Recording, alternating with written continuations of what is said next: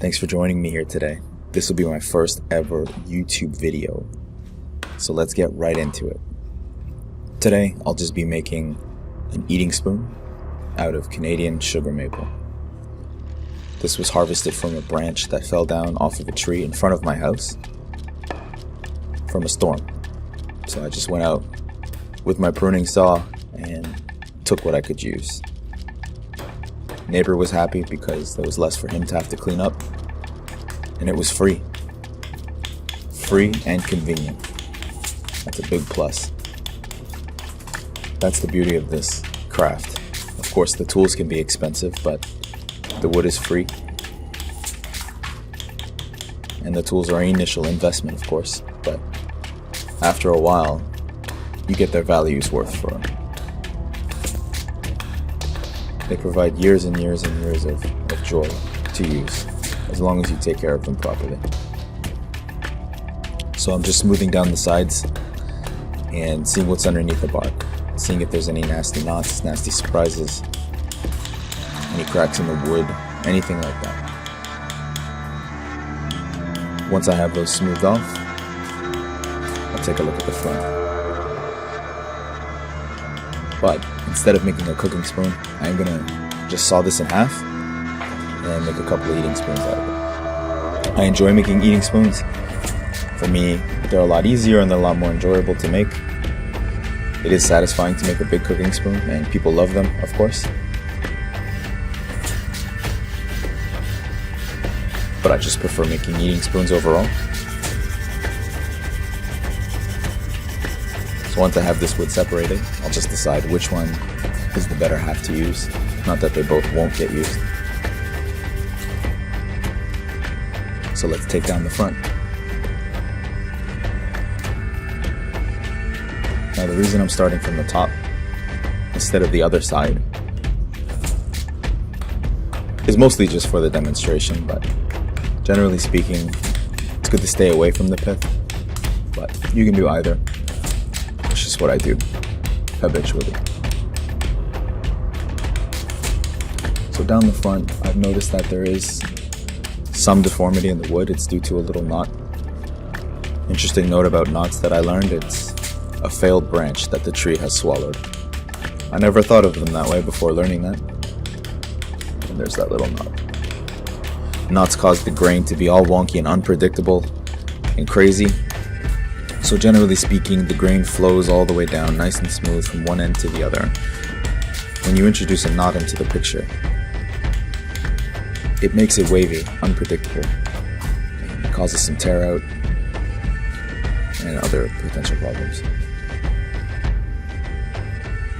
Right here I'm measuring the center from the pith. So I draw it down the side, mark it on the front, and then connect it with a ruler. I like to try to keep the pith centered because those growth rings look really nice inside of the bowl. This line on the side here is just a guide for the crank, just to know where to stop sawing. Bowl there is just the general size of what I want to do. I'm going to axe this stuff off so you won't even see it, and then I'll have to redraw it. So it's just super rough.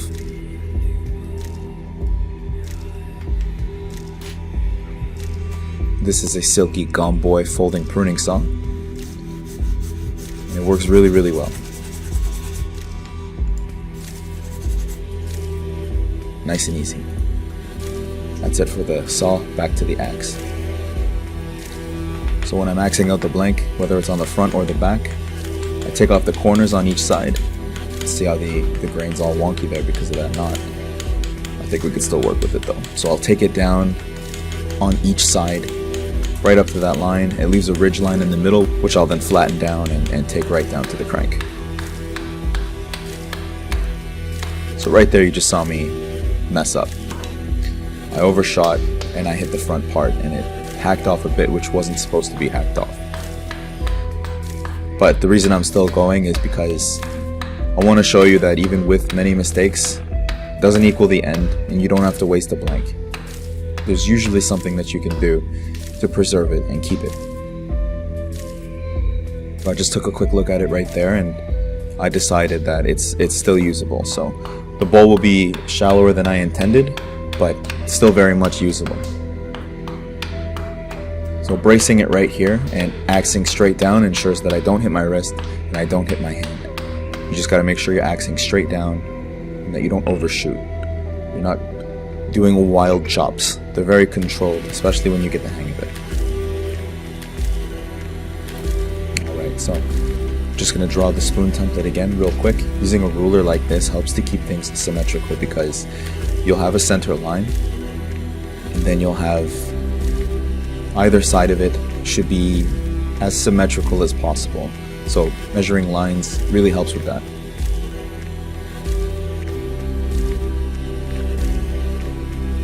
Like a big bowl for the spoon.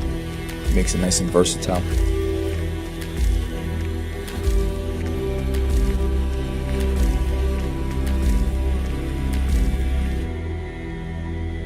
And I'm going to make this a shovel type. So it's 2 parts below, 1 part up is the general rule.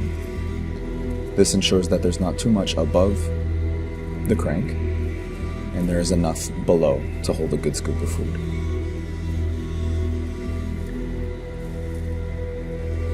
Some people use templates. Templates are great. They ensure that everything is consistent and you can make the same spoon over and over and over again. I tend to just draw them freehand, but I am starting to keep templates. That way you can make sure everything is the same over and over again.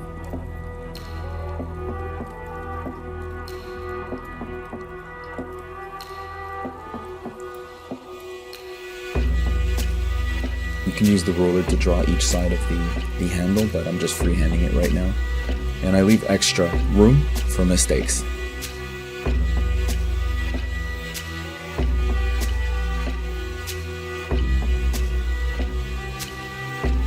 So that's done. It's time to introduce the axe once more, but I'm going to draw some guiding lines on the side here, just using my finger as a brace. It keeps things even on both sides. So that line I won't cross, I'll axe right up to it. And that's where the crank is on the back. And I'll use that as a guide as well. So you'll see me axe down towards the front of the bowl, using those ridge lines again. So, sort of like a triangle. Down towards the line on one side, down from where the crank begins, towards the end.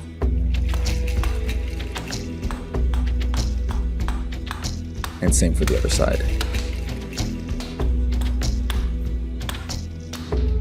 That last chop where it comes off and everything is smooth is very satisfying. So as you can see, I'm still axing down from where the crank starts. Having nice smooth lines like this makes your knife work much easier later on. And a sharp axe definitely helps with that. So towards the line here, nice and smooth. Towards the ridge line again, leaving a ridge in the center.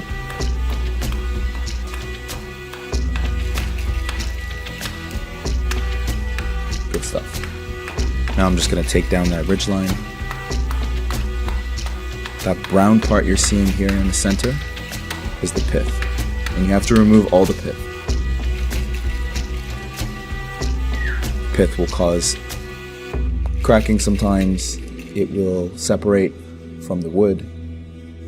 It's difficult to get rid of it sometimes, considering that nice green color is so beautiful. It's a nice little surprise. But I definitely recommend getting rid of the pith.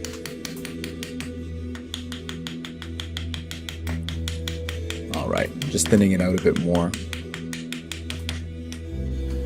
More material removed with the axe equals an easier time carving with the knife later on. You can't go too thin because it will be too brittle.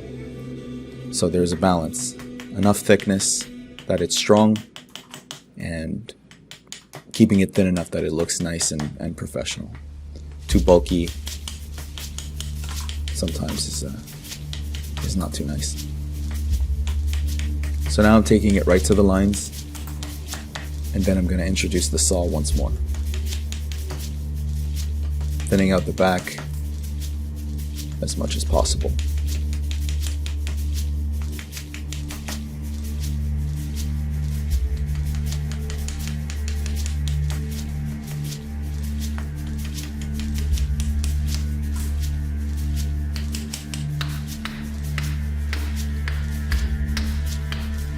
Alright, introducing the saw once again.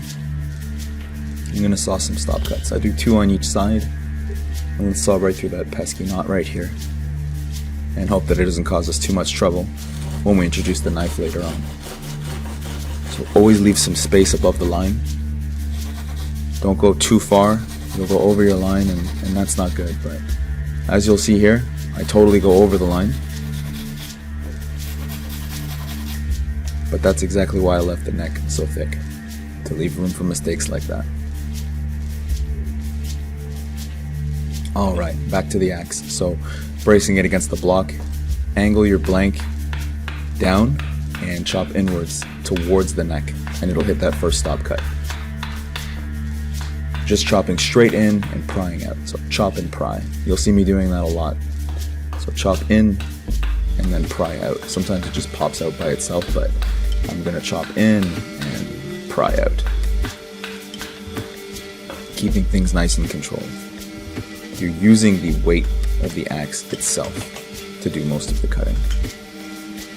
Especially right here. If you come in with too much strength, you'll overshoot the stop cuts and you'll hit the top of the bowl, and that will ruin your spoon. Even though I have still carved spoons that have cracked bowls, they make for some very interesting shapes sometimes. Generally speaking, it ruins it, and most people just toss it in the scrap pile. So since I axed in under the bowl, I'm axing down towards where I was, but you have to be very careful not to overshoot. So what you're seeing here, it's pretty much done.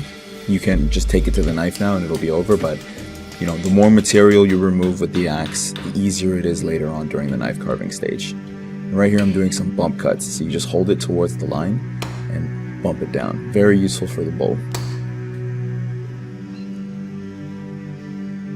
Final thinning.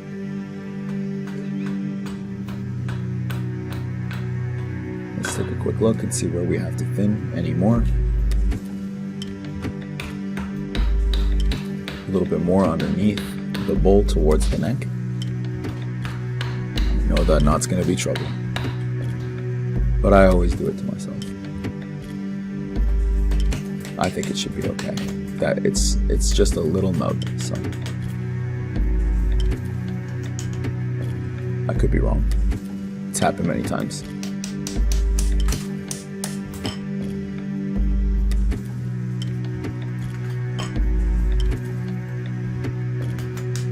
So these are the last chops. It's the final thing that I do, down from the crank again.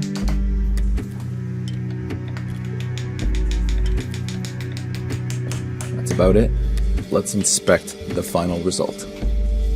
So this is the final spoon blank before knife work. I'm going to check to make sure that it's straight down the front. Once I angle it, you'll be able to see that it's nice and even on both sides. Nice and even down the back. The bowl is also even. It makes for much easier work during the knife carving stage. So yes, nice and straight, very good. Maple is great like that. Working with apple wood, it's beautiful, but it's twisted. The grain is twisted so many of the times. So that's it. Thanks very much for joining me for my first ever YouTube.